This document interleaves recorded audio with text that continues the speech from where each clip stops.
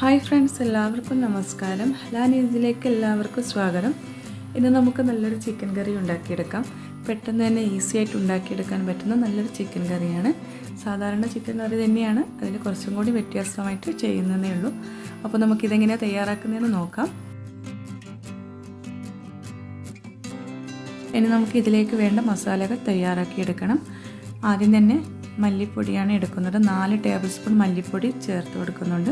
ഒരു ചെറിയ പാനിലേക്ക് ഇതെല്ലാം ഇട്ട് കൊടുക്കണം, ഒന്ന് ചൂടാക്കിയെടുക്കാൻ വേണ്ടിയിട്ടാണ്. പിന്നെ നമുക്ക് ഇതിലേക്ക് തന്നെ 2 ടീസ്പൂൺ ചില്ലി പൗഡറും കൂടി ഇട്ട് കൊടുക്കുന്നുണ്ട്. കാശ്മീരി ചില്ലിയാണ് ഞാൻ എടുത്തിട്ടുള്ളത്. ഇതിൻ്റെ കൂടെ തന്നെ 1 ടീസ്പൂൺ മഞ്ഞൾപ്പൊടിയും കൂടി ചേർത്ത് കൊടുക്കാം.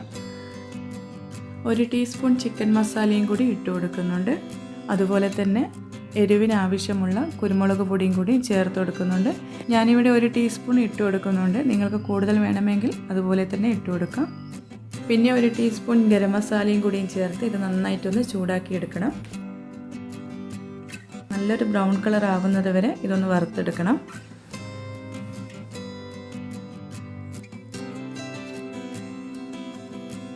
ഇവിടെ ഇപ്പം ബ്രൗൺ കളറായി വന്നിട്ടുണ്ട്. നമുക്കിനി ഇത് സ്റ്റൗ ഓഫ് ചെയ്യാം. നേരെ നമ്മൾ ചിക്കനിലേക്ക് ഇട്ട് കൊടുക്കുകയാണ് ചെയ്യുന്നത്. 1 കിലോ ചിക്കനാണ് ഞാൻ എടുത്തിട്ടുള്ളത്.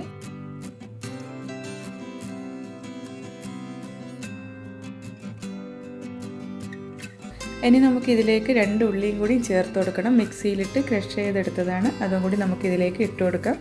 അതുപോലെ തന്നെ 2 തക്കാളിയാണ് എടുത്തിട്ടുള്ളത്. അതും ഇതുപോലെ തന്നെ ക്രഷ് ചെയ്തെടുത്തതാണ്, അതും കൂടി ചേർത്ത് കൊടുക്കുന്നുണ്ട്.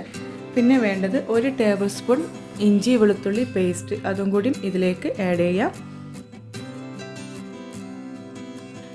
എരിവിന് ആവശ്യമുള്ള പച്ചമുളകും കൂടി ചേർത്ത് കൊടുക്കുന്നുണ്ട്. 3 പച്ചമുളകാണ് ഞാൻ എടുത്തിട്ടുള്ളത്, അതൊന്ന് ചതച്ചെടുത്തതാണ്.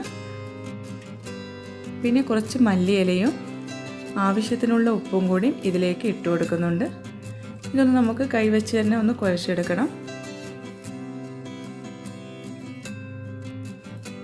ഈ മസാല എല്ലായിടത്തും ആവുന്നത് വരെ നമുക്കൊന്ന് നന്നായിട്ട് കുഴച്ചെടുക്കാം. ഒരു 2-3 ടേബിൾ സ്പൂൺ വെള്ളവും കൂടി ഈ ഒരു സമയത്ത് നമുക്ക് ഒഴിച്ചു കൊടുക്കാം. അതും കൂടി ഒഴിച്ച് ഇത് നന്നായിട്ടൊന്ന് കുഴച്ചെടുത്തിട്ടുണ്ട് ഇവിടെ. ഇനി നമുക്ക് ഒരു പാൻ വെച്ച് അതിലേക്ക് ഒരു 3-4 ടേബിൾ സ്പൂൺ ഓയിൽ ഒഴിച്ചു കൊടുക്കുന്നുണ്ട്. ആ ഓയിലൊന്ന് ചൂടായി വരുന്ന സമയത്ത് നമുക്ക് ഈ ചിക്കൻ ഇതിലേക്ക് ഇട്ട് കൊടുക്കുന്നുണ്ട്. ഞാൻ ഫുള്ളായിട്ട് ഇട്ട് കൊടുത്തിട്ടുണ്ട്. ഇനി ഇത് മൂടി വെച്ച് 10 മിനിറ്റ് നമുക്കിത് വേവിച്ചെടുക്കണം. ലോ ഫ്ലെയിമിൽ വെച്ചിട്ട് തന്നെ ഇത് വേവിച്ചെടുക്കണം. ഒരു 10 മിനിറ്റായി ഇങ്ങനെ വെച്ചിട്ട് നമുക്കിനി ഇത് തുറന്ന് നോക്കാം. ഇതിപ്പം കറക്റ്റ് വെന്തിട്ടുണ്ട്.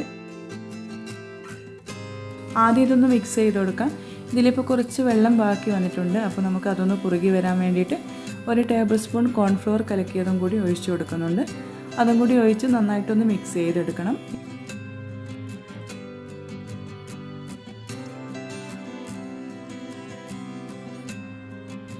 ഇനി നമുക്ക് ഇതിലേക്ക് ഒരു തക്കാളി അരിഞ്ഞതും 2 പച്ചമുളകും കുറച്ച് കറിവേപ്പിലയും കൂടി ഇതിലേക്ക് ഇട്ട് കൊടുക്കുന്നുണ്ട്.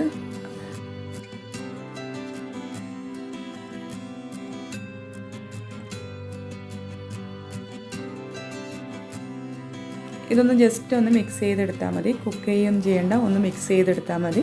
കറി ഇവിടെ റെഡി ആയിട്ടുണ്ട്. ഇനി നമുക്ക് നല്ലൊരു പ്ലേറ്റിലേക്ക് മാറ്റാം.